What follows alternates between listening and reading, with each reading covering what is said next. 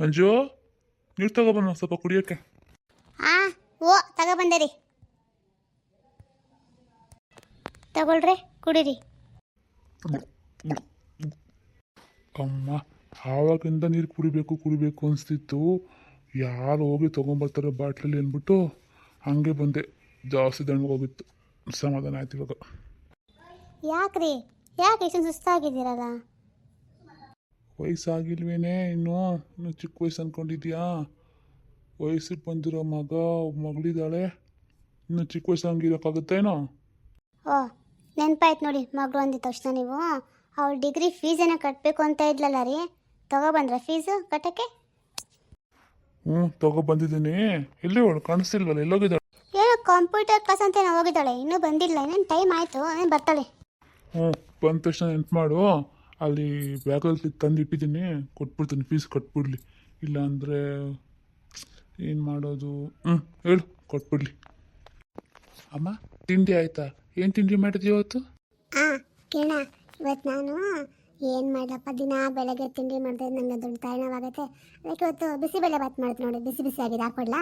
ತಿಂದ್ಬಿಟ್ಟು ಇನ್ನು ಕೆಲಸಕ್ಕೆ ಹೋಗ್ತೀನಿ, ಹೋಗಪ್ಪ. ಸರಿ, ಹಾಕೋಬರೋಕೆ ತಿಂತೀನಿ. ಏನಪ್ಪ ಕಿರಣ, ಹೆಂಗೈತೆ ಕೆಲಸ? ಆರಾಮಾಗೈತಾ? ಅಪ್ಪ, ಕೆಲಸ ಎಲ್ಲ ಆರಾಮಾಗೈತೆ. ಆದರೆ ಅಪ್ಪ, ನಿಮ್ಮ ಮತ್ತೊಂದು ಕೇಳಬೇಕಿತ್ತು. ಅದೇನೆಂದರೆ, ನನ್ನ ಗಾಡಿಯೆಲ್ಲ ಹಳೇದಾಗೋಯ್ತಪ್ಪ, ಅದಕ್ಕೆ ಹೊಸ ಬೈಕ್ ತೊಗೊಳ್ಳೋಣ ಅಂತ ಅಂದ್ಕೊಂಡಿದ್ದೀನಿ. ನಿಮಗೆ ಅಂತೀರಪ್ಪ? ಬೈಕಾ? ಇವಾಗ ನಿನ್ನ ಗಾಡಿಗೆ ಏನಾಗೈತಳು? ಅದೇನು ತುಂಬ ಹಳೇದಲ್ವಲ್ಲ ಮಗನೇ? ನೋಡು ನಿನಗೇನು ಅನಿಸುತ್ತೆ ಅಂತ. ಹಳೇದು ಅಂತಲ್ಲ ಅಪ್ಪ, ನೀವು ಹೆಂಗಿದ್ರು ನಡ್ಕೊತಾನೆ ಹೋಗ್ತೀರ ಕೆಲಸಕ್ಕೆ, ಅದಕ್ಕೆ ನೀವು ನನ್ನ ಗಾಡಿ ತೊಗೊಂಡೋಗಿ ನಾನು ಹೊಸ ತೊಗೊತೀನಪ್ಪ. ನನಗೇನಕ್ಕಪ್ಪ, ನನಗೆ ಬಸ್ಸಲ್ಲಿ ಆರಾಮಾಗೈತೆ. ನೀನು ನೋಡು, ಹೊಸ ಗಾಡಿ ತೊಗೋಬೇಕು ಅಂತ ಅನ್ಕೊತಿದ್ಯಾ, ತಪ್ಪೇನಲ್ಲ. ಆದರೆ ಕಾಸು ಬಗ್ಗೆ ಯೋಚನೆ ಮಾಡ್ತಿದ್ದೀನಿ ಮಗನೇ. ಅಲ್ಲ ಅಪ್ಪ, ನೀವು ನನ್ನ ಕಾಸು ಕೊಡಬೇಕು ಅಂತ ಯೋಚನೆ ಮಾಡ್ತಿರಲ್ಲ, ಮಗಳಿಗಂದರೆ ಎಷ್ಟು ಆರಾಮಾಗಿ ಕೊಡೋಕೆ ಕೈ ಬರುತ್ತಲ್ವ ನಿಮಗೆ. ನನಗೆ ಯಾಕಪ್ಪ ಹಿಂಗೆ ಮಾಡ್ತೀರಾ? ಕಾಸು ಕೇಳಿ, ನನ್ನ ಕಾಸು ನಿಮ್ಮನ್ನ ಕೇಳಿದ್ನ? ಈಗ ನಾನು ಬೈಕ್ ತೊಗೋತೀನಿ ಅಂತ ಅಷ್ಟೇ ಹೇಳಿದ್ ನಾನು ನಿಮಗೆ, ಕಾಸು ಕೊಡಿಯಪ್ಪ ಅಂತ ನಾನು ಕೇಳಿಲ್ವಲ್ಲ. ಕಿರಣ, ಏನು ಹಂಗೆ ಮಾತಾಡ್ತಾ ಇದೆಯಾ?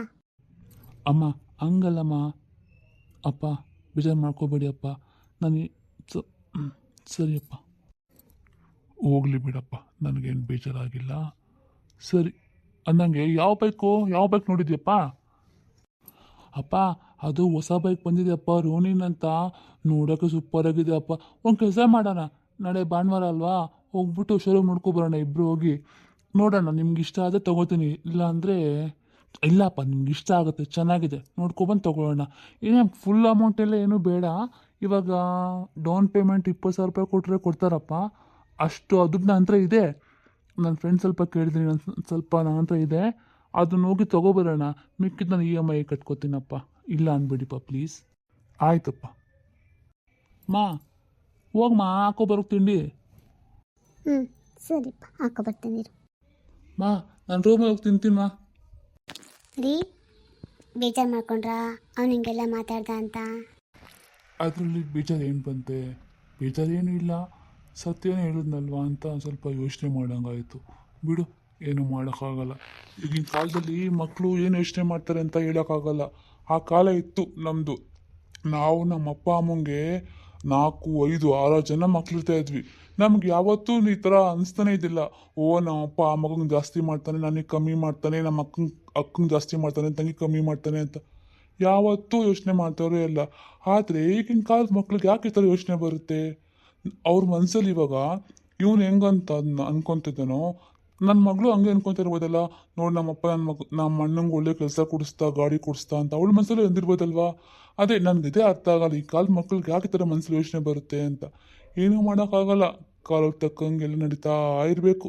ನನಗೇನು ಬೇಜಾರಾಗಿಲ್ಲ, ನೀನು ಬೇಜಾರಾಗಬೇಡ, ಹೋಗು. ಅಂದಂಗೆ ಸುಷ್ಮಾ ಬರ್ತಿದ್ದಂಗೆ ಫೀಸ್ ಕಟ್ಬಿಟ್ಟು ಬರಲಿ ಕಾಲೇಜ್ಗೆ. ಅಂದಂಗೆ ಅವಳು ಎಜುಕೇಷನ್ ಬಗ್ಗೆ ಸ್ವಲ್ಪ ಮಾತಾಡಬೇಕಾಗಿತ್ತು, ನೆನ್ಪು ಮಾಡಿ ಸಂಜೆ ಬಂದಾಗ. ಸರಿ, ಹೋಗು, ನಂಗೂ ತಿಂಡಿ ಹಾಕೋರು, ತಿಂತೀನಿ. ಸರಿ, ಹಾಕೊಬರ್ತೀನಿ ರೀ. ಮಂಜಕ್ಕ, ಒಳಗಡೆ ಏನು ಮಾಡ್ತದೆ ಬಾಯಿಲಿ? ಇರೇ, ಬರೀ ಬಂದೇ ಇರು. ನಮ್ಮ ಯಜಮಾನ್ರಿಗೆ ತಿಂಡಿ ಅಂತ ಹಾಕೊಂಡು ಬರ್ತೀನಲ್ಲೇ ಇರು.